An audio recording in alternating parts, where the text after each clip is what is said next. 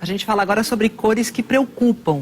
A partir de hoje, o Rio Grande do Sul tem uma região em bandeira preta. Isso significa risco altíssimo para a transmissão do coronavírus. Já na capital, que segue em bandeira vermelha, o novo prefeito adotou regras mais brandas para o comércio e para alguns serviços.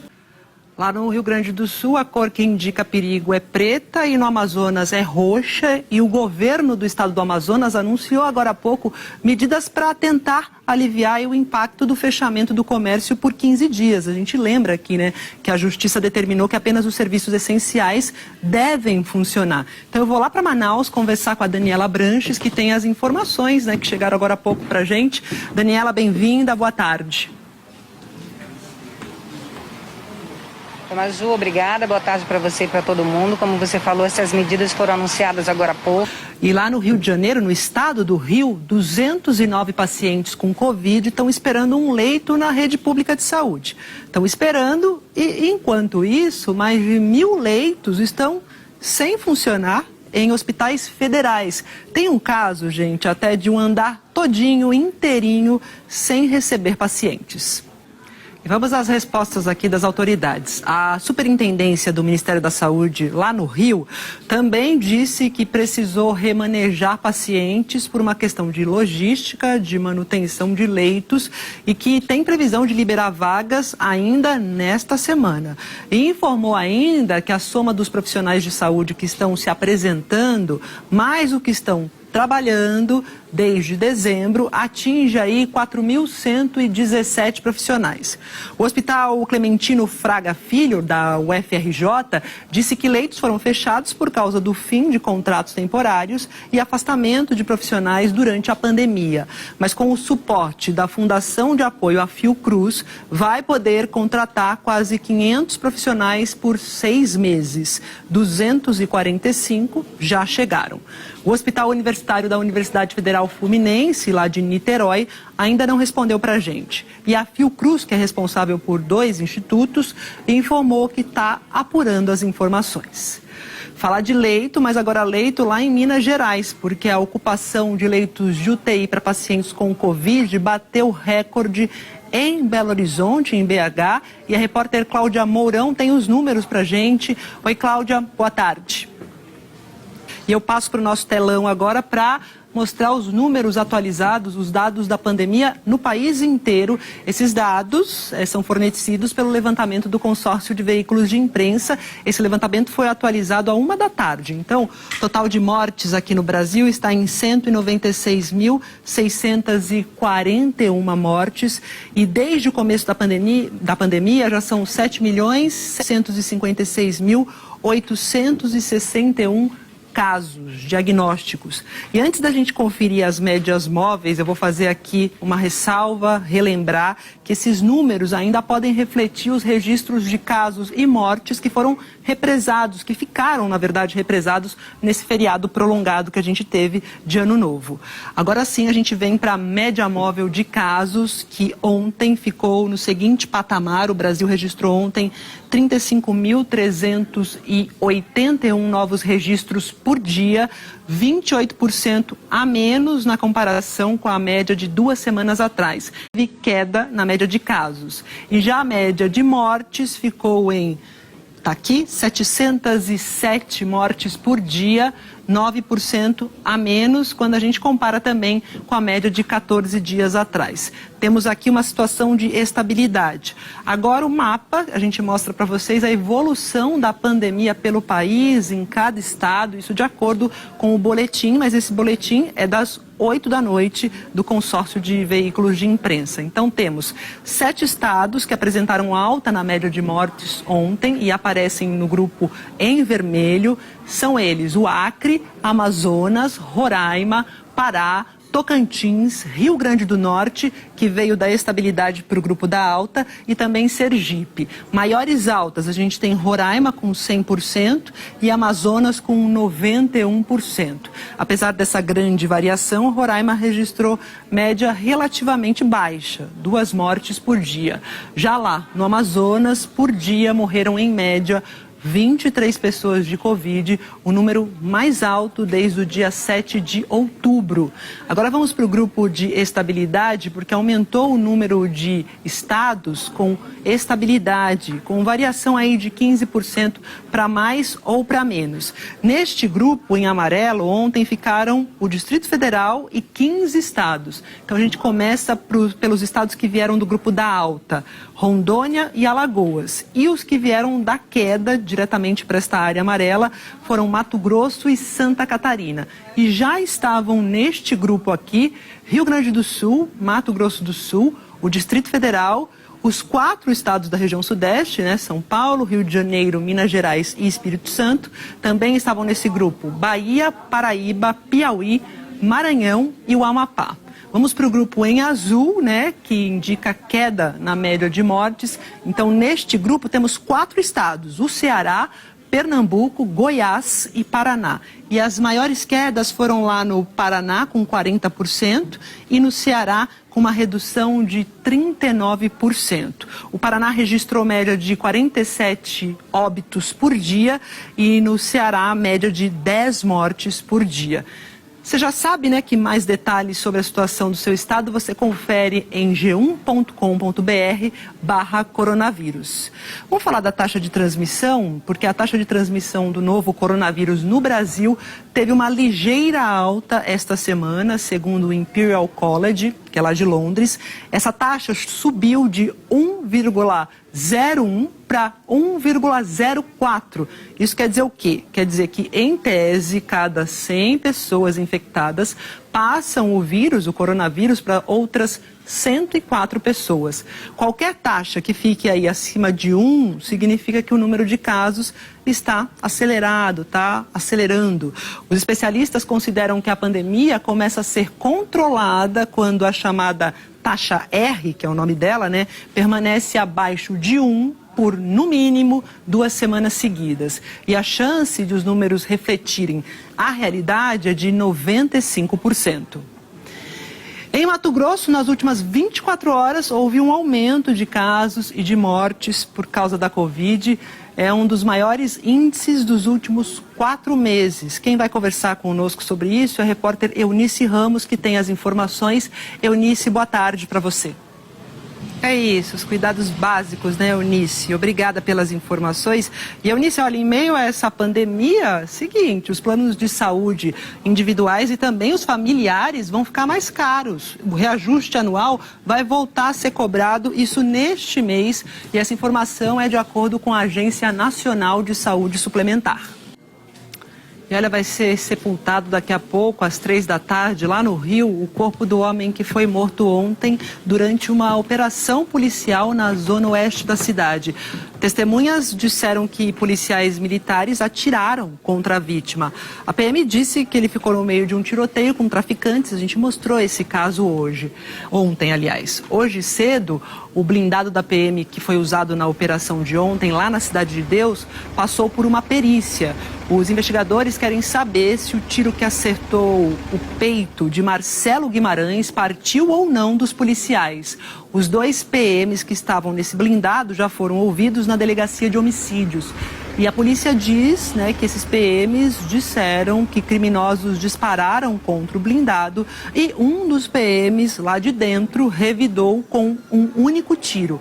Os fuzis dos policiais e um cartucho foram apreendidos para o exame de balística. Testemunhas dizem que não houve confronto. O Marcelo Guimarães tinha 38 anos, trabalhava em uma marmoraria, era casado e tinha 2 filhos. E hoje de manhã, o governador em exercício do Rio de Janeiro comentou esse caso numa publicação na internet. O Cláudio Castro, do PSC, escreveu o seguinte, que todas as circunstâncias em que este crime ocorreu estão sendo apuradas e os envolvidos serão punidos. E ainda no Rio, a gente fala de uma situação angustiante. Imagina você, pai, mãe, tio, tia, que teve uma criança que saiu para brincar há 9 dias, não voltou para casa e você não faz ideia de onde ela esteja. Então a gente fala do drama das famílias de 3 crianças, dos meninos Lucas, o Alexandre e também o Fernando Henrique. No domingo retrasado, eles saíram para brincar lá na Baixada Fluminense e aí não voltaram mais para casa. Hoje, os parentes protestaram contra a demora nas investigações. Os investigadores dizem que só conseguem entrar na região, que é controlada por traficantes, se fizerem uma operação policial. Tomara.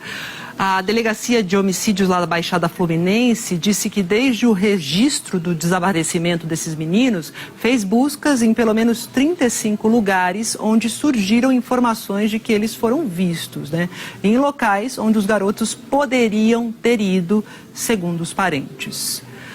E é grave o estado de saúde da cantora gospel Amanda Vanessa. Ela sofreu um acidente no fim da tarde de ontem. O carro que ela dirigia bateu em um caminhão na rodovia PE-60, na cidade de Barreiros, que fica na zona da Mata Pernambucana. A Amanda Vanessa estava indo visitar parentes. No carro também estavam o pai dela, a filha e uma amiga que tiveram ferimentos leves. O lado do carro em que a Amanda estava ficou destruído. Ela passou por 2 cirurgias e está internada na UTI de um hospital do Recife. Amanda Vanessa é uma das mais conhecidas vozes do gospel brasileiro, com milhões de fãs, principalmente nas regiões Nordeste e Norte do país. E fica com a gente porque ainda hoje o censo que vai identificar as causas da queda drástica das vacinações aqui no Brasil. E a seguir, divulgados os locais de provas do Enem 2020. E por que as eleições, a eleição, na verdade, para o Senado no estado americano de Geórgia é tão importante para republicanos ou democratas? A gente volta e explica isso já já.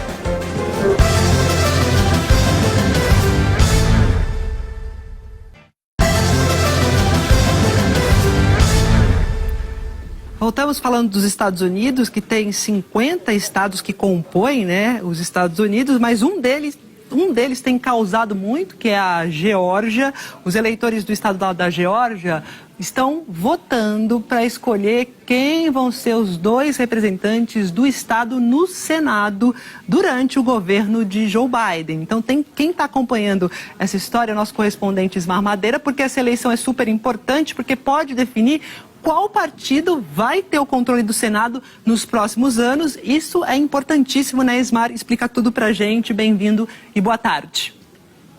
É isso, Ismar. Teremos assunto ao longo da semana, então. Obrigada pelas informações e até mais.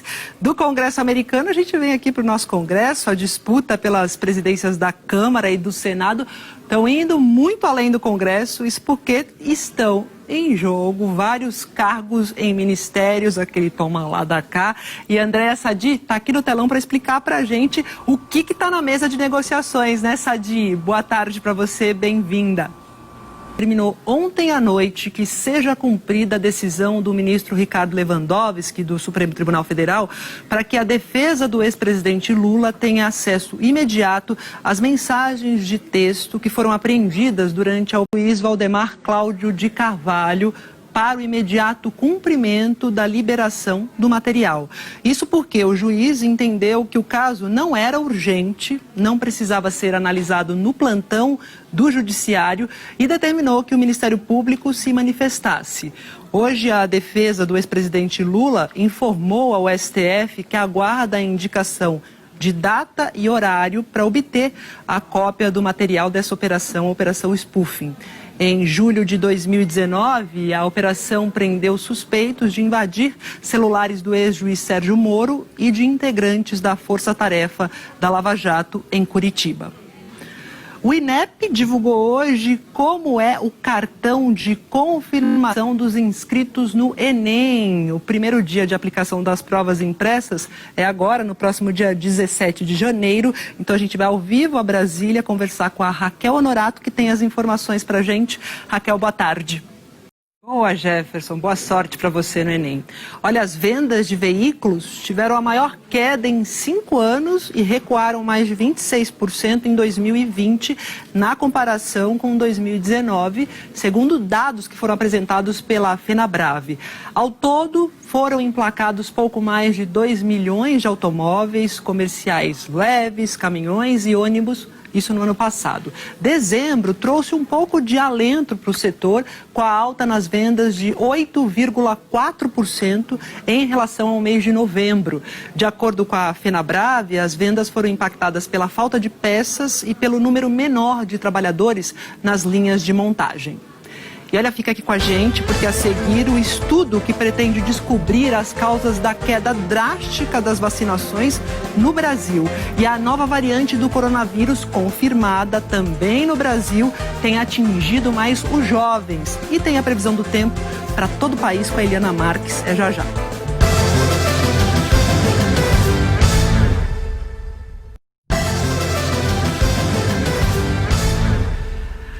A gente volta falando de uma pesquisa para saber por que não se está vacinando mais. O Ministério da Saúde vai retomar amanhã um estudo para identificar os motivos da cobertura vacinal ter caído drasticamente no Brasil nos últimos anos. Doenças que já estavam erradicadas, como o sarampo, reapareceram e voltaram a matar.